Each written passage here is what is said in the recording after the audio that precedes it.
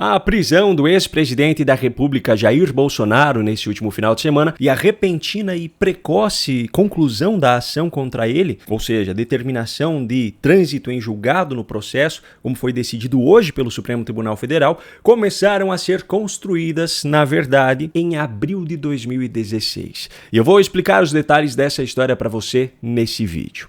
Para começo de conversa, a prisão ocorrida nesse último sábado foi a cortina de fumaça perfeita para que diversos escândalos recentes, como o do Banco Master, fossem colocados em segundo plano nos noticiários de todo o país. Esse caso do Banco Master, que já é o maior escândalo bancário da história brasileira, também levou à maior intervenção do sistema financeiro brasileiro e cujos protagonistas tinham envolvimento direto com figuras do alto escalão dos três poderes em Brasília, ou com suas respectivas esposas, se é que você me entende, coincidentemente precedeu uma das decisões judiciais mais polêmicas da história do Supremo Tribunal Federal. Uma prisão motivada por um evento que aconteceu na madrugada de sábado, mas que já havia sido decidida antes mesmo do evento acontecer. Enfim, o foco desse vídeo não é na decisão em si, mas na história que levou a esse cenário. Para contar essa história, inclusive, eu utilizo como apoio uma reportagem da Gazeta do Povo, publicada originalmente em agosto desse ano, onde boa parte dos fatos foram colocados em ordem cronológica. Bom, o que aconteceu em abril de 2016? Eu não sei se você está lembrado, mas foi naquele mês que um hacker chamado Silvonei José de Jesus Souza conseguiu acessar arquivos e mensagens pessoais no celular de Marcela Temer, esposa de Michel Temer, que naquele momento ainda era vice-presidente da República.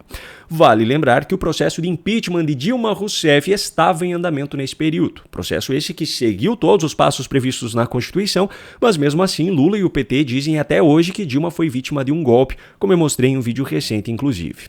Enfim, de posse desses arquivos, segundo ele, comprometedores, Silvonei passou a chantagear Marcela, pedindo dinheiro para que essas informações não fossem vazadas.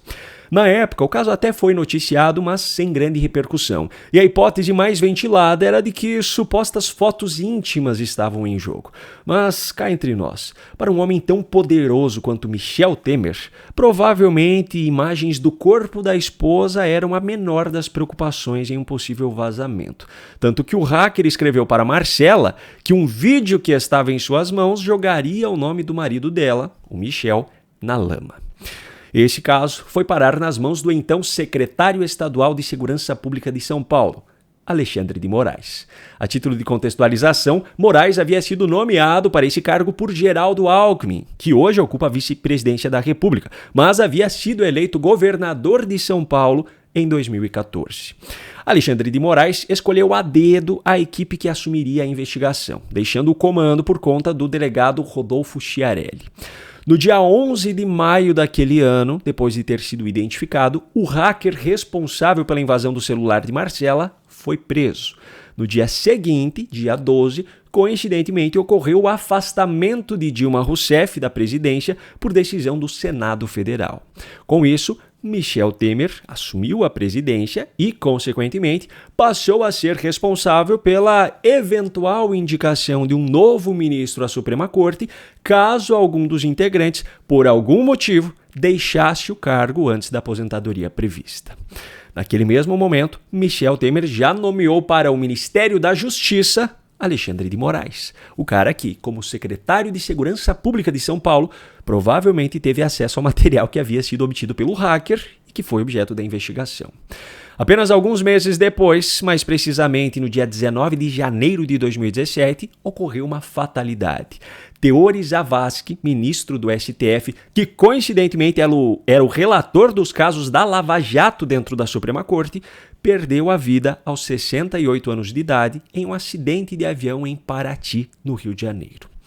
Com isso, uma vaga foi aberta para o Supremo Tribunal Federal e o responsável pela indicação, como eu falei anteriormente, era Michel Temer, cuja esposa teve seu celular hackeado e informações supostamente comprometedoras foram parar nas mãos de outras pessoas, entre elas, provavelmente o secretário de Segurança Pública de São Paulo, Alexandre de Moraes, que foi quem escolheu a equipe que investigou o caso.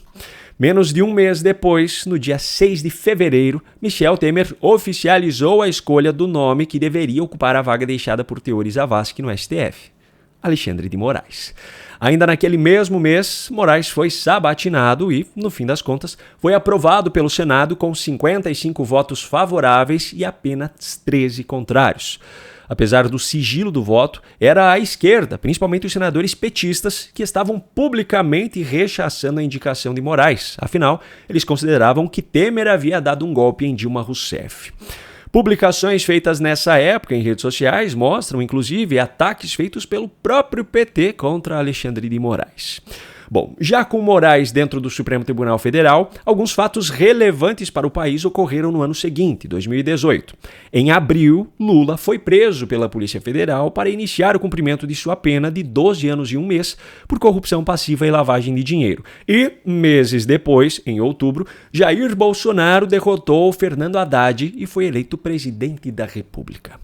Em 2019, mais precisamente no dia 14 de abril, já com Bolsonaro na presidência, ocorreu um fato que pode ser considerado como um divisor de águas no judiciário brasileiro, pois abriu definitivamente as portas para o autoritarismo, a censura e a perseguição que estavam por vir.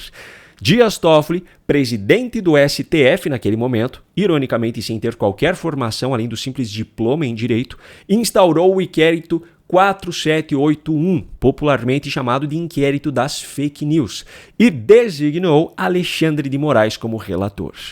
Esse inquérito permanece aberto até hoje, ou seja, já dura mais de 6 anos. O objetivo daquele inquérito era investigar supostas notícias falsas, supostas ameaças e supostos ataques à Suprema Corte e aos seus ministros. Logo no dia seguinte, dia 15, Alexandre de Moraes já começou a colocar em prática sua nova função, determinando a retirada do ar de uma reportagem que revelava que Marcelo Odebrecht, dono da famosa empreiteira, identificava Dias Toffoli, responsável pela abertura do inquérito, como amigo do meu pai. Em novembro daquele mesmo ano, o STF decidiu em votação apertada, por 6-5, derrubar a prisão após condenação em segunda instância, abrindo caminho para a saída de Lula. O petista deixou a prisão em que estava em Curitiba no dia 8 de novembro de 2019 e as suas condenações foram ser oficialmente anuladas pelo STF lá em abril de 2021. Nesse meio tempo, porém, o clima entre o Executivo Federal e o STF pegou fogo. Em abril de 2020, já em meio ao contexto da pandemia, o Supremo Tribunal Federal, discordando da postura do governo federal, tomou uma decisão que reduziu os poderes do governo federal e aumentou a competência dos estados e municípios em relação à adoção de medidas como isolamento social e fechamento do comércio. Em 2021, no mês de fevereiro, ocorreu a primeira prisão sem absolutamente qualquer fundamento jurídico, apenas com base na própria interpretação da corte. Daniel Silveira, deputado federal, foi preso por conta de um vídeo que, na visão dos ministros, continha ameaças aos representantes da Suprema Corte. Para reforçar ainda mais o cerco contra os apoiadores do então presidente Bolsonaro, o Supremo abriu no dia 1º de julho de 2021 o chamado Inquérito das Milícias Digitais, que também ficou sob a responsabilidade do relator Alexandre de Moraes.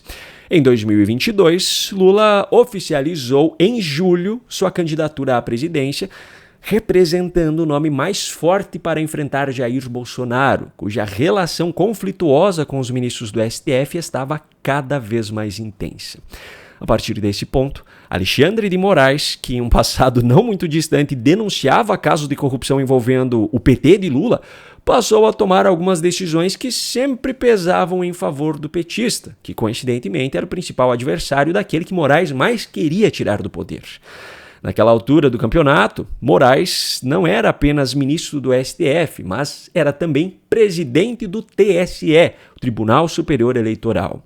No dia 20 de outubro, por exemplo, o TSE determinou a remoção preventiva de um documentário da Brasil Paralelo sobre o atentado de 2018 contra Bolsonaro. Nesse caso, já não se tratava mais de uma censura apenas, mas de uma censura prévia. Bom, de acordo com o resultado oficial, Lula foi o vencedor do pleito eleitoral daquele ano e assumiu a presidência pela terceira vez no dia 1º de janeiro de 2023. No dia 8, ocorreu aquele fatídico protesto em Brasília que resultou na invasão e depredação de prédios dos três poderes. Imediatamente, um novo inquérito foi aberto na Suprema Corte e o responsável por ele passou a ser o mesmo de sempre, Alexandre de Moraes. De lá para cá, inúmeros episódios de aberrações jurídicas foram registrados nesse processo, como julgamentos em massa, sem individualização de conduta, condenações por crimes que não foram praticados, enfim, tudo aquilo que provavelmente ainda está fresco na sua memória.